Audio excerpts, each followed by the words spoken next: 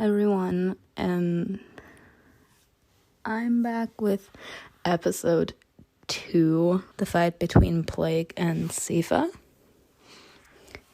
After I finished the episode, I was like, why shouldn't I just see what happened between these two? So I replayed the episode just for this choice.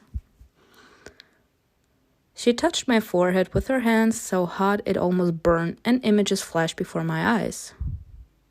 It better be worth the gems, girl. Oh, wow, okay. For a being who lived at the very top, it was easy to come down. For her, dimensions were like curtains. One had only to nudge them aside to slip through. It was almost impossible to enter Sifa's abode uninvited. But Plague let herself in without any problems. She felt his world reacting to her presence. It pulsated around her as if trying to spit out a foreign body. That's what was happening. Almost. Plague put her hands to her mouth and shouted, "I know you're here. Are you scared?" A figure appeared. It moved towards the visitor, slowly and calmly. What's going on here? Are you telling me that she just came down or something from wherever she's from a dimension? When darkness was consuming Sifa's realm, we kind of opened a dimension to darkness, as in a dimension to non-existence. Perhaps the dimension where Plague is from opened because of that as well, and that's how she was able to enter our realm. Plague waved her hand, and the space in front of her seemed to rip apart. The figure disappeared. "I want to meet you, not your dolls." And then his omnipresent voice rang out. "You shouldn't be here." "As you can see, you and Sifa overlooked something." "Why are you here?" "You know why." I can't with the red on her shoulder. "You wouldn't dare." The smile on her face says otherwise. A force gathered around Plague. Something moved under her skin and her body trembled, twitching and writhing. She waved her hand, and like a snake pulling off her skin appeared in a different guise. Aye. Wow. Oh my god. Look at her. I don't know if I'm terrified or fascinated. I think it's both. Look at this design. Oh my god. "Come out." The sky opened up and the creator came down to her, stepping on beams of light. Okay. Now that's a beautiful sign. That's a beautiful design. I remember Sifa as the old man with the scepter. Or I don't know, but this is a much, much more beautiful version. "Who freed you?" "I don't know yet, but I'm certain." Sifa was silent for a long time, and nothing betrayed his agitation, but Plague knew that he was upset. "You've lived so long. Accept humbly what was prophesied to you long ago." Clouds covered the sky. What are you talking about? No clouds. I see thunder. A cold wind rose out of nowhere. "Death wasn't my prophecy, Plague." I'm sorry. Oh my god. She cautiously took a step back. "Are you mad at me?" "I'm done." Sifa clasped his hands, and thick veins burst from the ground. They wrapped around Plague's limbs and squeezed so tightly that her bones audibly crunched, but she only laughed in response. "Only you could have broken them." For someone like her, pain felt different. He couldn't really hurt her.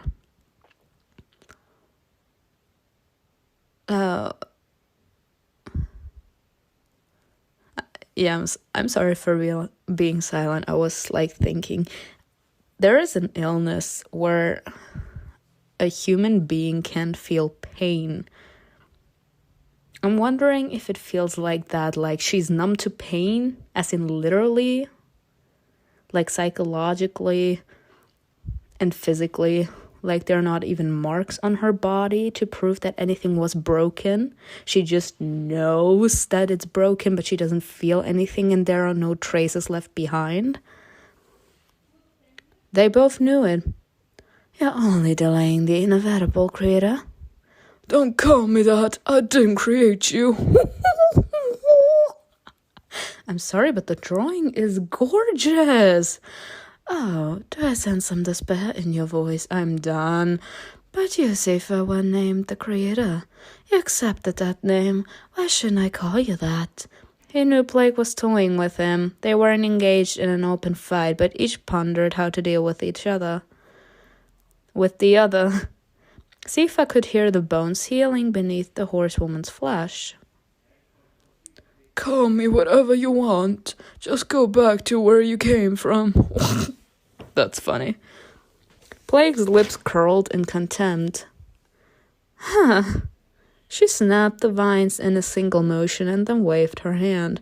Part of Seifa's body exploded, ravaging beyond repair.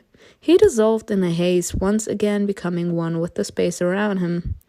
Are you giving up so easily? Plague slowly moved forward, looking around. You've been here too long. Your powers are fading, unlike those of your children. Even gods died, didn't you know? She's like, I'm gonna be the reason of your death. She carefully peered towards the horizon, expecting an attack. You were strong once, very strong, but I'm stronger now than you. Now my time has come. And again Seifa's loud voice rang out. Is it yours? Are you the strongest among the horsemen? Shut up. As soon as Plague was distracted, the Creator appeared out of nowhere as if from space itself. His light blinded Plague for a moment, and his hand passed through the horsewoman's body. But she broke free and struck back. Seifa's abode was tearing at the seams, vibrating from tension. Two immeasurable forces clashed against each other. Oh? Oh! Sorry. Oh my god. Look at this. Fire burned in Plague, pushing her forward, while the burden of the past dragged Seifa down towards the feet. They struck quickly, exchanging blow after blow. The flashes of white and red light went on for an eternity, but the white light began to fade with time, until another surge of Plague's power defeated Seifa.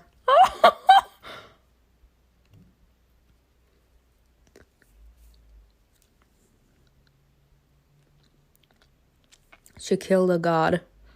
Plague bent over the stricken god. I feel sorry for your children and see for Mom's children. If you're so weak, then what are they like? Oh my god! Look at this! Oh, that's beautiful though. It doesn't take strength to defeat you. Don't underestimate them. He says it doesn't take strength, it takes strategic. It takes strategy. Now, if it takes strategy to defeat her, does that mean that you don't have strategy? Plague chuckled. We'll see. She folded her fingers and snapped. Seifa exploded immediately.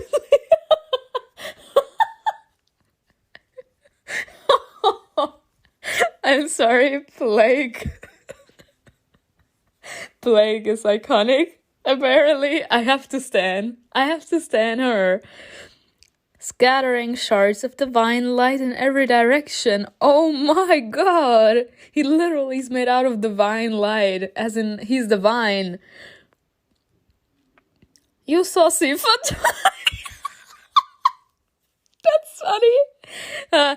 Shock left me silent. A shock left me silent. Goosebumps prickled my skin. Siva's gone. I'm your creator now. If she sees us... Despite her fear, Mimi seemed to perk up. Her eyes sparkled with hope, longing for contact and warmth, and I repeated, stretching out my open palm. Give me your hand. Don't be afraid. I glanced at Plague and Lucifer and Malbonte, walking in front. They were busy talking and didn't look in our direction. Honestly now, what could they be possibly talking about? What could they possibly be talking about with her? Simona, Mimi, I'm so sad. Like, honestly, from what I see, Mimi's not a love interest anymore. Like, in Heaven's Secret 2, she's not a love interest. I was kind of shattered because of that. Like, I was living to be playing her root again. And they do that to me. Like, apparently Mimi's not a root anymore. Now the only roots right now, up until this point, are Malbonte, Lucifer, and Dino. There is no Fire anymore, no Andy. And apparently Christopher and Astaroth are only there for their glory, apparently. Like, we can't gain points with them. So they don't seem to be a love interest. So, it kind of makes me feel bitter. Like, why start the Mimi version in general? Why create the Mimi version and then not let her be in the second season? As in the second spin-off. Like, why? Mimi hesitated but eventually extended her hand. Her trembling fingers reached out for me, seeking to grasp my hand and never let go of it again.